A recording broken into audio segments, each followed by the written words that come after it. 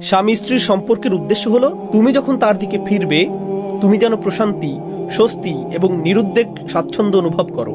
আমি বলিনি যে তুমি তার মধ্যে প্রশান্তি পাও, এমনকি তার কথা মনে হলেই তুমি এক ধরনের প্রশান্তি অনুভব করো। এমনকি তার কথা মনে হলেই যখন তোমার মন তার ব্যাপারে চিন্তা করতে শুরু করে তুমি তখন প্রশান্তি অনুভব করো।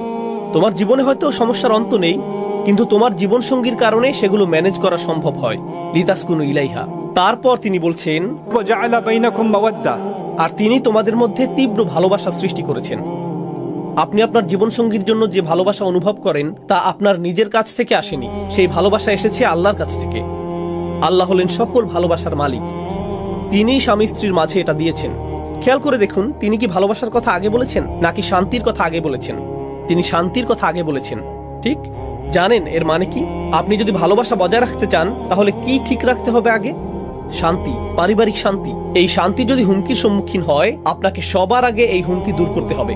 সারাক্ষণ ঝগড়া করে বলতে পারবেন না, বাই দ্য ওয়ে আমি তোমাকে এখনো ভালোবাসি।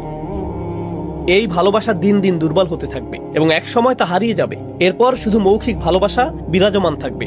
একমাত্র ভালোবাসা তখনই টেকসই হবে যখন এর ভিত্তিপ্রস্তর নির্মিত হবে শান্তির উপর, তথা স্বামী স্ত্রীর এই সম্পর্কে অশান্তি না থাকা, শান্তি এবং নিরাপত্তা থাকা।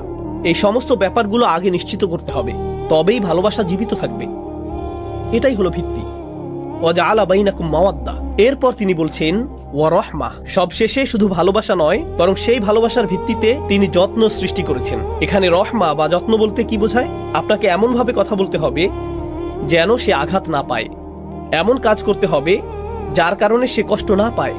স্বামীকে তার স্বাভাবিক অবস্থার বাইরে গিয়ে নিশ্চিত করতে হবে যেন তার স্ত্রী ভালো থাকে। স্ত্রীকে তার স্বাভাবিক অবস্থার বাইরে গিয়ে নিশ্চিত করতে হবে স্বামীর যেন কোনো অসুবিধা না হয়। স্বামী স্ত্রী একে অন্যকে নিবিড়ভাবে জানার কারণে তাদের ভালো করেই জানা থাকে কোন কথাটি বা কাজটি তার সঙ্গীকে সবচেয়ে বেশি বিরক্ত করে তুলবে।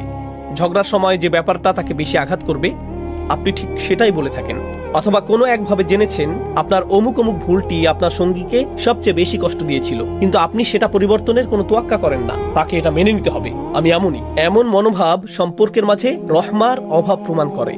ভালোবাসা এখনো আছে কিন্তু রহমা নেই, বুঝতে পারছেন? সুতরাং আল্লাহ আযজা ওয়া জাল্লা স্বামী স্ত্রীর সম্পর্কের মাঝে এই তিনটি ব্যাপার নির্ধারণ করে দিয়েছেন: শান্তি, তীব্র ভালোবাসা এবং সবশেষে যত্ন বা